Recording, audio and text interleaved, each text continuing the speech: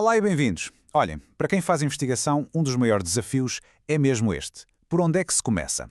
Pois bem, é precisamente sobre isso que vamos falar hoje. Vamos explorar como se constrói a pergunta de investigação perfeita, que é, no fundo, a bússola para qualquer trabalho qualitativo.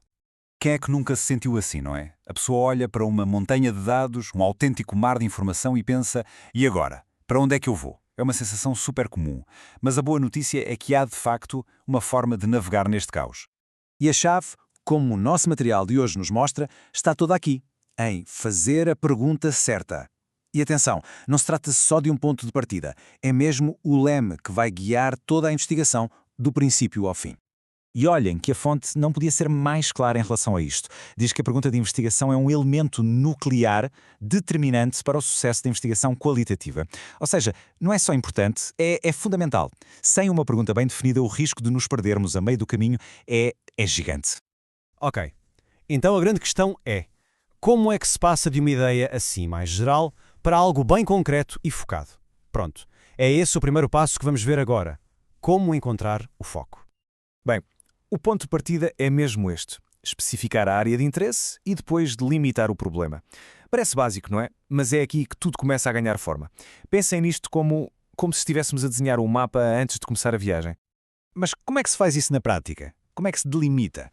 Bem, há várias maneiras. Podemos, por exemplo, passar de um campo super complexo para um caso muito específico. Ou definir um ponto de vista analítico. Ou então focarmos-nos em pessoas e ações concretas. E, isto é crucial, estabelecer um período de tempo bem definido para o estudo. Vamos a um exemplo, para isto ficar claro. Em vez de perguntar como é que as redes sociais afetam os jovens, que é uma pergunta gigante, certo? Podemos afunilar para como é que o uso do Instagram influenciou a autoimagem de raparigas adolescentes em Lisboa durante o último ano letivo. A diferença da noite por dia, não é? De repente passámos de uma montanha para um caminho super bem definido. Pronto. Agora que já sabemos como encontrar o foco, vamos olhar para o processo de construção da pergunta em si. Sim, porque existe um processo, um guia passo a passo, que nos ajuda a chegar a essa clareza tão necessária. E aqui está ele. Esta figura da nossa fonte é basicamente um roteiro completo para a investigação. Eu sei, a primeira reação ao olhar para isto, com todas estas setas e caixas, pode ser um bocadinho avassaladora. Mas a beleza disto é que o processo todo pode ser resumido em algumas etapas essenciais. Vamos simplificar as coisas. Basicamente, na sua essência, este percurso resume-se a 4 fases principais. Primeiro, formula-se uma pergunta geral. A partir daí, passamos para perguntas mais específicas. Depois, claro, vem a parte de recolher e analisar os dados. E, por fim, refinamos tudo e apresentamos os resultados. É um ciclo constante de descoberta. Agora, a parte que é mesmo interessante nisso tudo é que o processo não é linear. Não é uma linha reta. É iterativo. O que é que isto quer dizer? Quer dizer que as perguntas guiam a investigação, claro, mas depois os resultados que vamos encontrando ajudam a refinar e a melhorar as próprias perguntas. É quase como um diálogo constante entre o que se pergunta e o que se vai descobrindo pelo caminho. Ok, já temos o mapa do nosso percurso. Agora vamos ver que ferramentas podemos usar para dar ainda mais rigor e profundidade à nossa análise. A primeira ferramenta é uma coisa chamada triangulação de perspectivas. E o que é isto? Bem, de forma muito simples, é combinar diferentes pontos de vista sobre o mesmo problema. O objetivo? Ter uma imagem muito mais rica, mais completa e, claro, evitar a armadilha de ficarmos presos a uma única visão parcial das coisas. E este quadro ilustra a diferença na perfeição. Se tivermos uma única perspectiva, a nossa visão vai ser limitada e corremos um risco enorme de parcialidade. Agora, com uma perspectiva triangulada, o que é que ganhamos? Ganhamos uma compreensão muito mais rica e uma validade muito mais forte. No fundo, ganhamos robustez na nossa investigação. Outra ferramenta super poderosa são os chamados conceitos sensibilizadores. Pensem nisto como umas ideias gerais que nos dão um ponto de partida.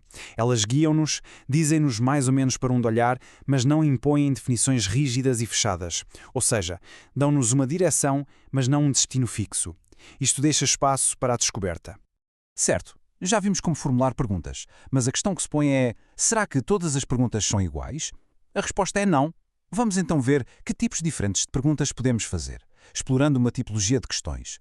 A nossa fonte de referência apresenta este quadro que organiza os diferentes tipos de questões. Para simplificar, vamos focar-nos em 3 das colunas principais para percebermos bem o poder de cada tipo de pergunta. As que se focam nas causas, nos processos e nas consequências. Então, primeiro, as perguntas sobre as causas. Estas, como o nome indica, procuram perceber as origens das coisas. São perguntas do tipo: Que fatores é que levam a esta situação específica? Ou quais são as origens desta prática em particular?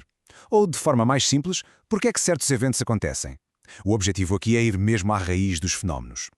A seguir, temos as perguntas sobre os processos. Aqui, a palavra-chave é o como. Como é que algo se desenrola ao longo do tempo? Quais são as diferentes fases de um evento? Como é que as interações entre as pessoas acontecem na prática? Estas perguntas são ótimas para captar a dinâmica das situações. E, por fim, as perguntas sobre as consequências. Estas olham para a frente, para os resultados. Quais são os resultados de uma determinada ação ou fenómeno?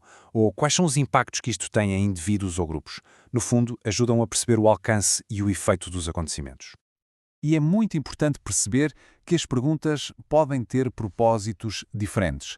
Há perguntas que são formuladas para nos estimular, para nos abrir caminhos, quase que nos empurram para novas hipóteses e vias de investigação. Mas depois há outras perguntas que servem o propósito contrário, servem para estabelecer limites, para definir bem o âmbito e as fronteiras do nosso estudo. E ambas são absolutamente essenciais. E pronto, percorremos este caminho todo, desde aquela confusão inicial até às ferramentas que nos dão clareza. A grande ideia central que fica disto tudo é que a pergunta de investigação não é só o ponto de partida. É muito mais do que isso. É a bússola que nos guia durante toda a jornada. É ela que nos mantém no rumo certo, que nos ajuda a navegar por toda a complexidade e que, no fim de contas, nos leva a um destino que tem significado. Portanto, a questão final que fica no ar não é apenas como é que se formula uma boa pergunta, mas sim algo mais profundo. Que história é que a sua pergunta vai permitir desvendar?